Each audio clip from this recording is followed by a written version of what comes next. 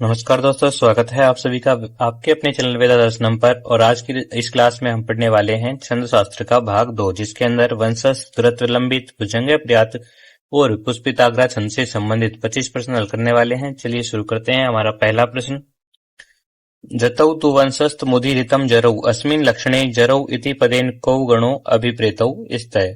जगण रगणौ, जगण जगणौ, तगण रगणौ, रगण रगणौ। देखिए इस छंद, यहाँ पर छंद जो है उसका लक्षण दिया गया है और इस लक्षण में जरऊ इस पद का क्या अभिप्राय होगा ये पूछा गया है। जरऊ जो है उसका अर्थ हो जाएगा जगण और रगण। और जरऊ इसलिए लिखा है द्विवचन का क्योंकि दो जो गण है उनके बारे में ये बताता है। इस तरह से इसमें जो जतऊ है शुरू में उसमें भी जगण और तगण दो होंगे, अतः इस छंद का जो क्रम है वो हो जाएगा जगण तगण जगण रगण। अगला प्रश्न, प्रश्न नंबर 2, समुचितम मेलनम कुरुतः। मिलान करना है, एक तरफ वैशिष्ट्य दिया गया है, दूसरी तरफ संबंध दिया गया है। देखिए प्रमुख महाकवि जो है इनमें महाकवि होंगे भारवी।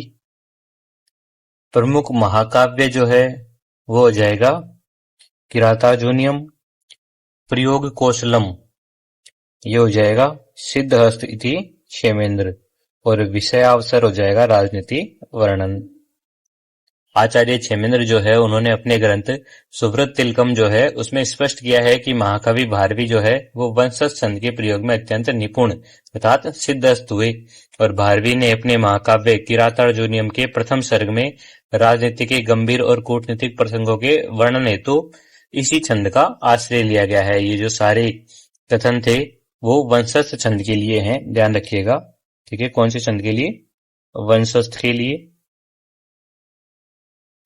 इसमें इस तरह से देखें तो इसमें ऑप्शन ए जो है वो बिल्कुल सही हो जाएगा, CADB। अगला प्रश्न, प्रश्न नंबर 3, धृत विलंबित छंद से विषय छंदो विधान दृष्टया असमीचीनम युग्मम चिनुत। धृत विलंबित छंद के विषय में छंद विधान की दृष्टि से गलत युग्म का चयन करना है। गण व्यवस्था, नभौ भरौ अर्थात नगण भगण भगण और रगण। अपर नाम सुंदरी छंद, रस विषय षड ऋतु वर्णन। यति नियम, रस रुद्रैश्च छिन्ना अर्थात रस 6 और रुद्र 11 है। देखिए द्रुत विलंबित छंद जो होता है उसके पाद के मध्य में कोई भी यति नहीं होती बल्कि केवल पादांत में यति होती है। तो यहाँ पर जो ऑप्शन डी है ये बिल्कुल सही गलत हो जाएगा, यति नियम। ठीक है, रसई रुद्रस छिन्ना जो है वो वास्तव में शिखरणी छंद जो है उसका नियम है, द्रुत विलंबित का नहीं है। यहाँ पर द्रुत विलंबित के बारे में पूछा है, बाकी सारे तीनों कथन यहाँ बिल्कुल सही होंगे। अगला प्रश्न, प्रश्न नंबर 4, न तातो न माता न बंधुर न दाता अस्मिन् पद्ये प्रयुक्त छंद से नाम किमस्ति। इस पद्य में प्रयुक्त छंद का नाम क्या है? वंशस्थ, भुजंग पर्यातम, द्रुत विलंबितम, मालिनी। देखिए ये जो पद्यांश है वो भवानी अष्टकम के वर्णों से लिया गया है, वहां से लिया गया है। इन वर्णों में जब हम चिन्ह लगाते हैं तो न के लिए लघु, ता के लिए गुरु और तो के लिए फिर गुरु, न के लिए लघु, गुरु, गुरु। इस तरह से 3-3 वर्णों की हम यहाँ पर समूह बनाते हैं, जो कि यगुण बन रहा है। दोनों में क्या बन रहा है? यगण। और पूरे चरण में देखा जाए तो पूरे चरण में सेम यही पैटर्न रहेगा। और चारों चरणों में जब यगण आता है तो वहां पर भुजंग पर्यातम छंद होता है। भुजंग पर्यातम का लक्षण जो है वो होता है भुजंग पर्यातम चतुर्भीर यकार, अर्थात 4 बार यगण आए। तो ऑप्शन बी यहाँ बिल्कुल सही हो जाएगा। अगला प्रश्न, प्रश्न नंबर 5, धृत विलंबित माह रिक्त स्थानस्य कृते रिक्त स्थानम पूर्ति पूर्यत। देखिए रिक्त स्थान की पूर्ति करनी है। धृत विलंबित माह जतौ जरौ नभौ भरौ तबजा जगौ गए नन्मय ययुतेयम। देखिए यहाँ पर जो है नभौ भरौ आएगा। धृत विलंबित छंद का मूल लक्षण सूत्र जो है वो ये होगा, धृत विलंबित माह नभौ भरौ। इसका अर्थ हो जाएगा पद्य के प्रत्येक चरण में क्रम से 1 नगण, 2 भगण और अंत में 1 रगण अर्थात कुल 12 वर्ण आते हैं। अगला प्रश्न, प्रश्न नंबर 6, नव पलास पलास वनम पुरः अस्मिन् श्लोकांशे किम छंदो विधानम वर्तते। इस श्लोक के अंश में कौन सा छंद होगा? भुजंग पर्यातम, धृत विलंबितम, वंशस्थम, वसंत तिलका। देखिए ये जो श्लोक का अंश है वो महाकवि माघ द्वारा रचित शिशुपाल वदम से लिया गया है।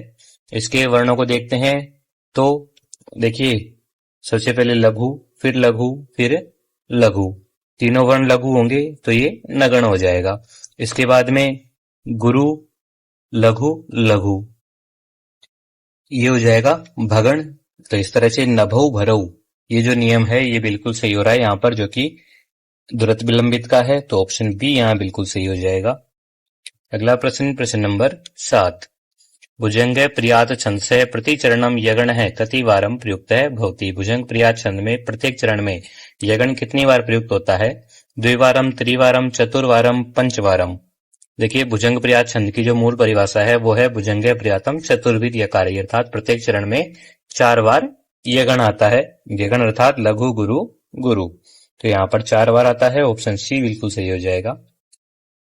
अगला प्रश्न, प्रश्न नंबर 8। स्तोत्र साहित्ये नमामि समीशान निर्वाण रूपम इत्यादि कस्य छंद से प्राचुर्यम दृश्यते। स्तोत्र जो साहित्य है उसमें नमामि समीशम निर्वाण रूपम जो है, इसमें कौन सी छंद का प्राचुर्य दिखाई देता है? मालिनी, सृगधरा, भुजंग प्रियातम, मंदाक्रांता। देखिए संस्कृत के अधिकांश जो स्रोत है, जैसे शिव स्रोत हो गया या विष्णु स्रोत हो गया, जैसे रुद्राष्टकम है, उनमें भुजंग प्रियातम छंद का ज्यादातर प्रयोग किया गया है। इस जो श्लोक है उसमें हम देखते हैं तो सबसे पहले शुरुआत में ही देखिए लघु, गुरु और गुरु, ये गण का चिन्ह है, ठीक है। इस तरह से इसमें कुल 12 वर्ण है, तो यहाँ पर भी भुजंग प्रियातम छंद होगा, चारों में यगण ही यगण है। अगला प्रश्न, प्रश्न नंबर 9। वंशस्थ छंद से एकस्मिन् पादे कुल कति वर्णाः भवन्ति। वंशस्थ छंद के एक चरण में कुल कितने वर्ण होते हैं? 11 वर्णा, 14 वर्णा, 12 वर्णा या 15 वर्णा। देखिए छंद शास्त्र के वर्गीकरण के अनुसार संवृत्तों का जो जगती छंद कोटि के अंतर्गत वंशस्थ, द्रुत विलंबित और भुजंग प्रियातम आते हैं। इन तीनों ही छंदों के प्रत्येक चरण में निश्चित रूप से 12 वर्ण होते हैं, तो ध्यान रखिएगा वंशस्थ छंद में एक पाद में 12 वर्ण आते हैं। इसके अलावा द्रुत विलंबित और भुजंग प्रियात में भी 12 वर्ण आते हैं, ध्यान रखिएगा। अगला प्रश्न, प्रश्न नंबर 10। उक्ता वसंत तिलका जगौगे रिक्त स्थान पूर्णम कुरुतः। रिक्त स्थान की पूर्ति करनी है, नबजा, तबजा, जतजा या मबजा। देखिए वसंत तिलका जो है उसका लक्षण है उक्ता वसंत तिलका तबजा जगौगे। इस छंद का तात्पर्य है कि छंद के प्रत्येक पाद में तगण, भगण, जगण, जगण और अंत में 2 गुरु वर्ण आते हैं, तो यहाँ पर जो है तबजा आएगा, तगण, भगण, जगण। ऑप्शन बी जो है बिल्कुल सही होगा। अगला प्रश्न, प्रश्न नंबर 11 है। समुचितम मेलनम कुरुतः। मिलान करना है, एक तरफ आचार्य दिए गए हैं, दूसरी तरफ उनके नामांतर दिए गए हैं। देखिए सबसे पहले कश्यप मुनि, कश्यप मुनि जो है इन्होंने नाम दिया है सिंहोन्नता। सेतव मुनि जो है इन्होंने नाम दिया है उद्धर्षणी, और आचार्य राम ने जो नाम दिया है वो दिया है मधुमाधवी। वसंत तिल का जो छंद है उसके कारण जो प्राचीन आचार्य है उन्होंने इसके कई नाम रखे हैं। काश्यप मुनि जो है उन्होंने इसे सिंहोन्नता कहा है, मुनि सेतव ने उद्धर्षणी कहा है और आचार्य राम ने मधुमाधवी कहा है। ध्यान रखिएगा ये सारे के तीनों जो कथन है वो वसंत तिल का छंद के लिए है। इस तरह से इसमें B, C, A, option A जो है वो बिल्कुल सही होगा। अगला प्रश्न, प्रश्न नंबर 12 है। न्यायात पथय प्रविचलन्ति पदम न धीरा अस्मिन् पद्यांशे किम छंद है वर्तते। इस पद्यांश में कौन सा छंद है? उपजाति, वसंत तिलका, मालिनी, वंशस्थ। देखिए ये जो श्लोक है वो भर्तृहरि के द्वारा लिखा गया नीति शतकम जो है उसका प्रसिद्ध श्लोक है।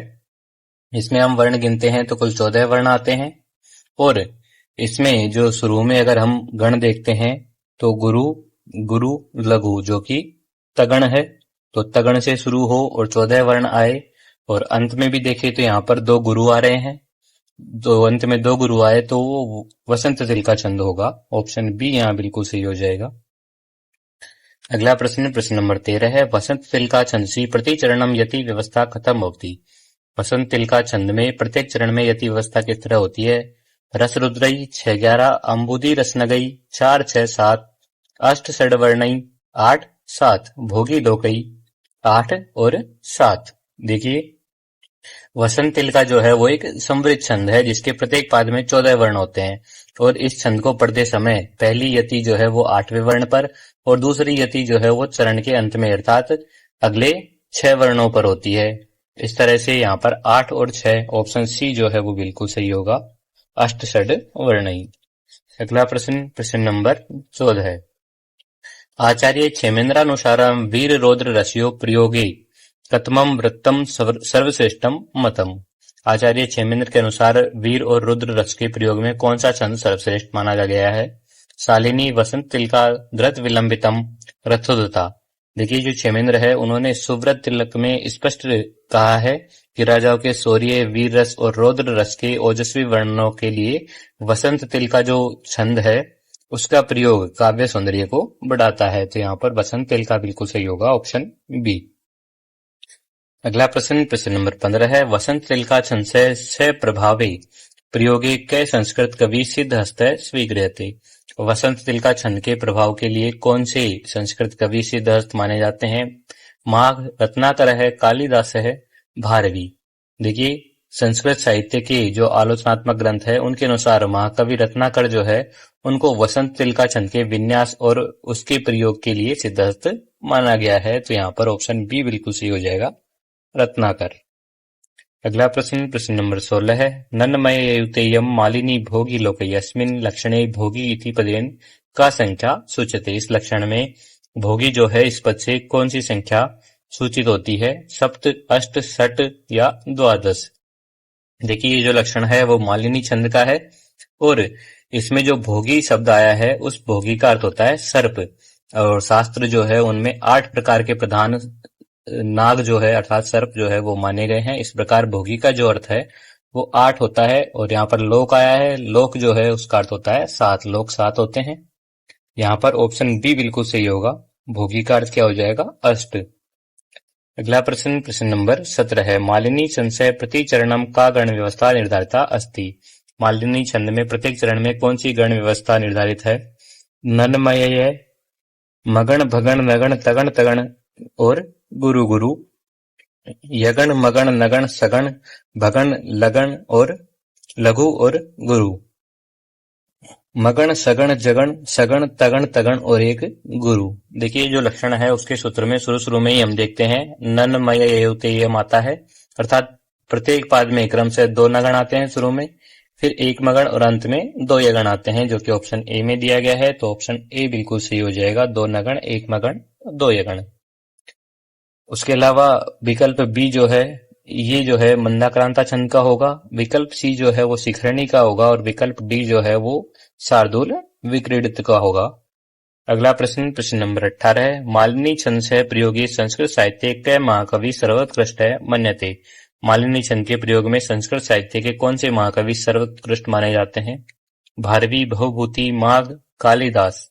देखिए आचार्य क्षेमेन्द्र के अनुसार महाकवि माघ जो है वो अपने काव्यों में मालिनी छंद का प्रयोग अच्छे से करते हैं और इस छंद के सर्वश्रेष्ठ जो प्रयोक्ता है वो उनको माना जाता है। तो इसमें ऑप्शन सी बिल्कुल सही हो जाएगा, महाकवि माघ।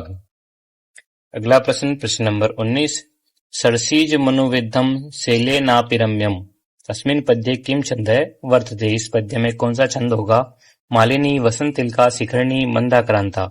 देखिए ये जो श्लोक है वो अभिज्ञान शाकुंतलम के प्रथम अंक से लिया गया है। इसमें अगर हम वर्ण गिनते हैं तो कुल इसमें 15 वर्ण आएंगे, ठीक है। और शुरुआत में देखिए तो यहाँ पर लघु, लघु और लघु ये होगा और आगे लघु, लघु, लघु ये होगा। इस तरह से लगातार 6 वर्ण लघु है जो कि 2 नगणों का प्रमाण है। तो यहाँ पर जब शुरू में 2 नगण आए और कुल 15 वर्ण हो तो वहां पर हमेशा मालिनी छंद होगा। ऑप्शन ए जो है वो यहाँ बिल्कुल सही होगा। अगला प्रश्न नंबर 30। प्रसिद्ध हनुमत स्तुतौ अतुलित बलधामम स्वर्णशैला वदेहम इति पद्यांशे किम छंद अस्ति। जो हनुमान जी है उनकी स्तुति जो है उसमें ये जो पद्यांश है अतुलित बलधामम स्वर्णशैला वदेहम इसमें कौन सा छंद होगा? भुजंगे प्रियातम मालिनी स्रग्धरा अनुष्ठप। देखिए ये जो स्तुति है वो रामचरितमानस के उत्तरकांड में दी गई है। इसके प्रत्येक पाद में कुल 15 वर्ण आते हैं। और गण विन्यास जो है वो पूरी तरह से इसमें भी वही आता है। 2 नगण आएंगे शुरू में, फिर मगण आएगा और फिर 2 ये गण आते हैं। इस तरह से यहाँ पर भी जो है मालिनी छंद होगा। ऑप्शन बी बिल्कुल सही हो जाएगा। अगला प्रश्न नंबर 21। मालिनी छंदसी क्रमेण यति नियम है कथम विहित अस्ति। मालिनी छंद के क्रम में जो यति नियम है वो किस तरह होगा। प्रति सप्तभी अक्षरई, षड्भी एकादशभिश्च वर्णई, अष्टाभी सप्तभिश्च वर्णई, चतुर्भी षड्भी सप्तभिश्च वर्णई। देखिए जो लक्षण है उसमें भोगी लोक ही लिखा गया है मालिनिके में, और भोगी 8 और लोग 7 अर्थात कुल 15 वर्णों पर यति होती है।